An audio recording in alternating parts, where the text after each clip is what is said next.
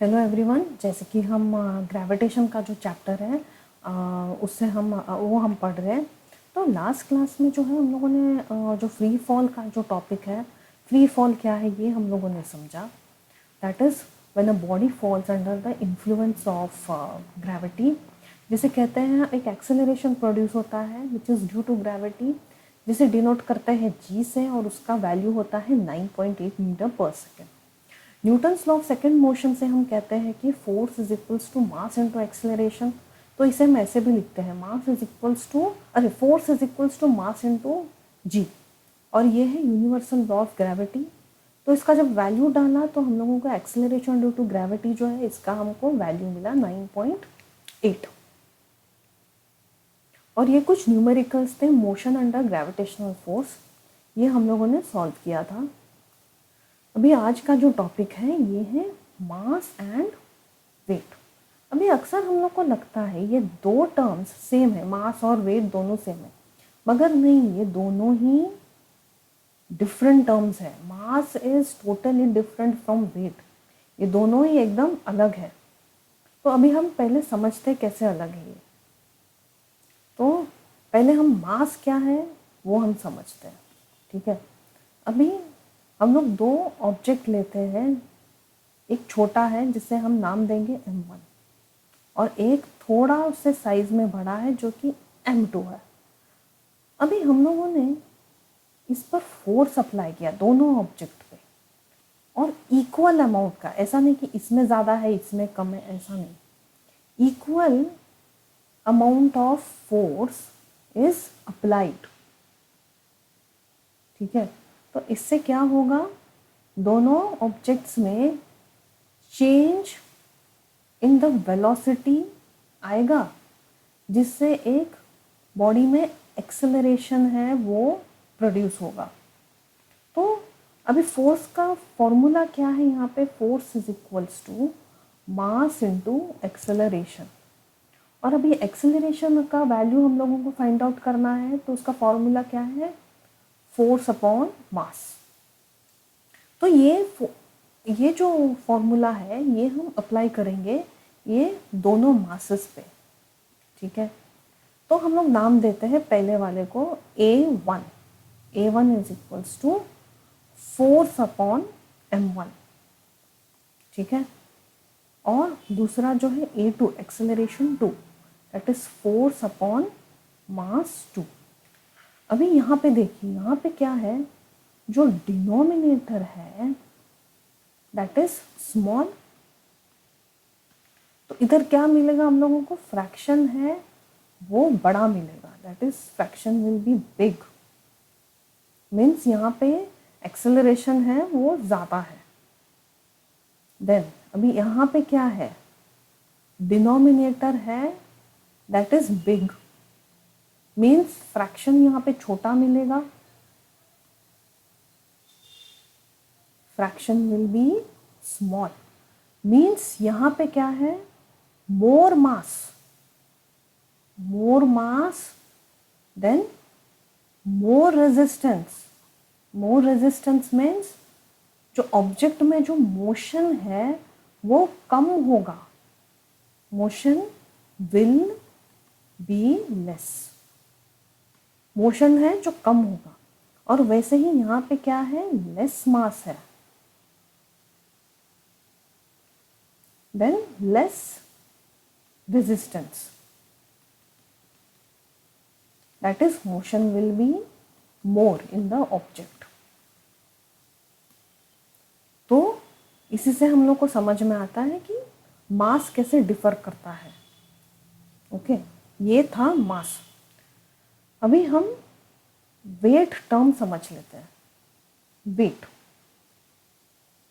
अभी वेट कैसा, अभी जैसे कि एक ऑब्जेक्ट है जो कि हाइट से ड्रॉप किया है और वो अर्थ पे लैंड होता है।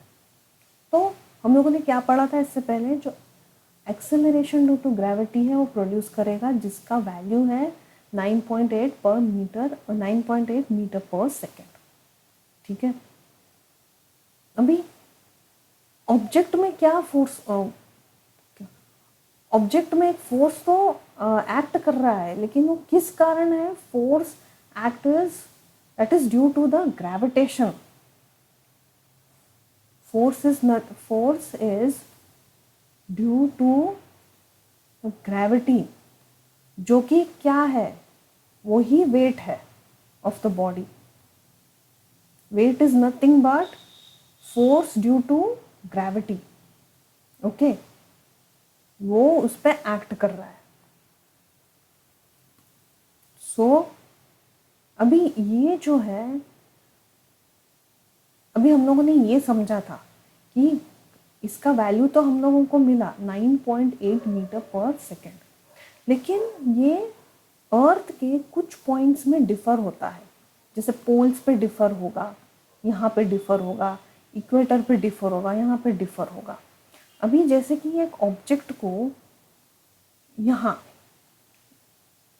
ठीक है, ये ऑब्जेक्ट को यहाँ प्लेस किया, फोर्स अप्लाई किया, और जो एक्सेलरेशन जो प्रोड्यूस हो रहा था वो सेम था, लेकिन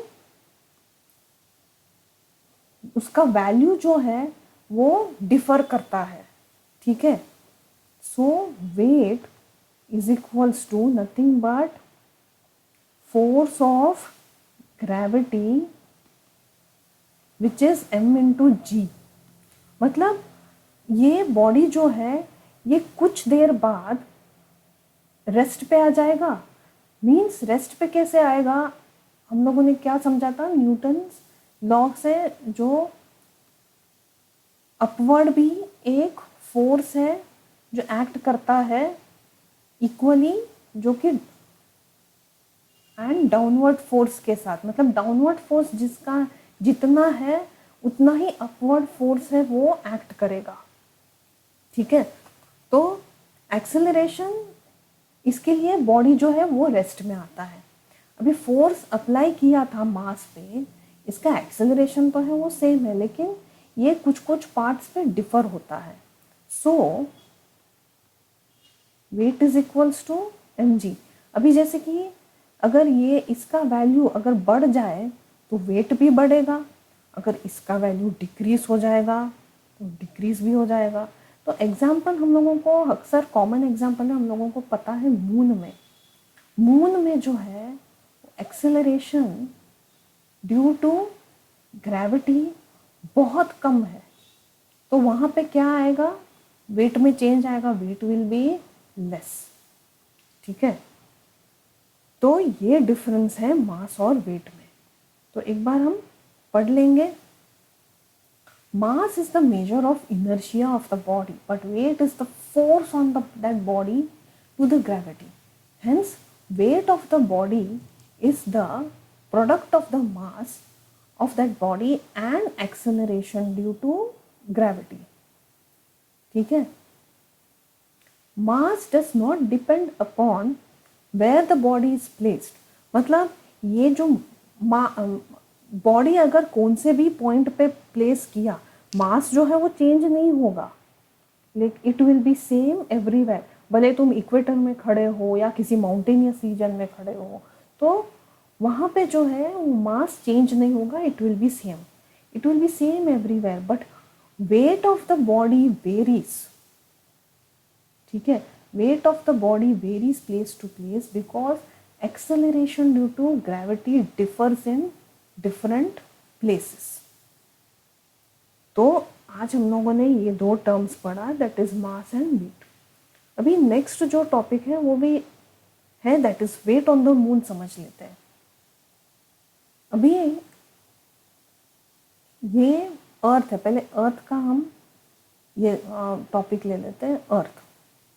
अभी उस और इसका वेट हम ले लेते, मास है m, और उस पर जो ऑब्जेक्ट प्लेस किया है वो है ये. ठीक है. That is 2. अभी ये कैसे एक्ट करेगा? इसका जो mass that is centre of the gravity, centre of the अर्थ से, और यही सेम मास मून में हम प्लेस करेंगे. दिस इज मून, और ये सेम ऑब्जेक्ट. ये कैसे एक्ट करेगा, दैट इज, इसका जो वेट कैसे एक्ट करेगा, that is centre of the moon, यहाँ से। तो अभी ये हम लोग डाल देते हैं यहाँ पे, weight on the earth is equals to force, that is, ये यूनिवर्सल ग्रेविटी का जो वैल्यू है ये डाला, ये अर्थ का है, and this is on the moon. Weight on the moon is equals to force on the moon, और ये that is G is equals to mass on the mass into mass of the moon, that is m यहाँ पे, and this is the object. Similarly यहाँ पे mass of the earth and this is the object का mass, और ये जो है radius है, radius of the earth square, और ये है रेडियस ऑफ द मून। अभी हम लोगों ने इसे फ्रैक्शन में डाल के देखिए क्या क्या टर्म्स कैंसिल होगा, ये कैंसिल होगा, ये कैंसिल होगा, तो M E upon M R, ये ये न्यूमरेटर में चला जाएगा और ये डिनोमिनेटर पे आ जाएगा। तो अभी इसका वैल्यू हम लोगों ने अगर सॉल्व किया तो वैल्यू क्या आएगा, nearly 6। Okay, so wait of the earth is nearly 6 times of the moon. ये हम लोगों को वैल्यू यहाँ पे पता चला। देखिए ये भी कैंसिल किया, ये भी बाहर स्क्वायर आ जाएगा, तो ये भी हम लोगों ने जो है कैंसिल, ये भी कैंसिल हो जाएगा।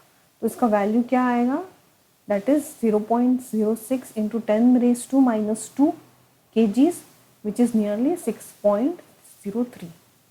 So what is weight over here? Weight of an object is the gravitational force exerted on the object. As the gravitational pull on the surface of the moon is much less than the earth, weight on the object on the moon is much less than the on the earth. तो ये जो है आज जो मास और wait का जो topic है ये हम लोगों ने आज कवर किया। ठीक है, भी नेक्स्ट जो टॉपिक है हम नेक्स्ट वीडियो में कवर करेंगे।